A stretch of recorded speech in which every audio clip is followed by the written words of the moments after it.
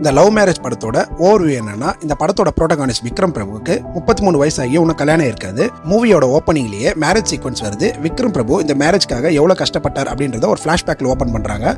பிளாஷ்பேக்ல விக்ரம் பிரபு மதுரையில இருந்து கோபிச்செட்டியப்பாளையத்துக்கு இந்த படத்தோட ஃபீமேல் லீடான சுஷ்மிதா பாத்தை பொண்ணு பார்க்கறதுக்கு போறாரு. விக்ரம் பிரபுக்கு சுஷ்மிதா பாத்தை பார்த்த உடனே பிடிச்சி போயிடும். ஒரு வழியா சுஷ்மிதாவோட என்கேஜ்மெண்ட்டை முடிக்கிறார் விக்ரம் பிரபு. என்கேஜ்மெண்ட் டைம் அப்போ கொரோனா காலகட்டமா இருக்கிறனால என்கேஜ்மெண்ட்க்கு அடுத்த நாளே லாக்டவுன் அனௌன்ஸ் பண்ணிடுவாங்க. இதனால சுஷ்மிதாவோட வீட்லயே விக்ரம் பிரபு ஸ்டே பண்ற மாதிரி ஆயிடும். இதுக்கிடையில சுஷ்மிதா மேரேஜுக்கு முன்னாடியே வீட்டை விட்டு ஓடி போயிடுறாங்க.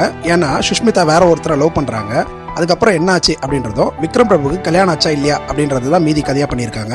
ஏதோ போட்டோ ஷூட் எடுக்கணுமா, தம்பியோட 2 பேர் போயிட்டாங்க. இது ஒரு feel good movie. Start to end ரொம்ப டீசென்ட்டா பிரசென்ட் பண்ணியிருக்காரு இந்த படத்தோட டைரக்டர் சண்முக பிரியன். படத்தோட ஃப்ளோலியே விக்ரம் பிரபு சுஷ்மிதாவோட போன்ல சேட் பண்ணிட்டு இருக்க மாதிரி காட்டுவாங்க. ஆனா உண்மையிலேயே சுஷ்மிதா சேட் பண்ணியிருக்க மாட்டாங்க.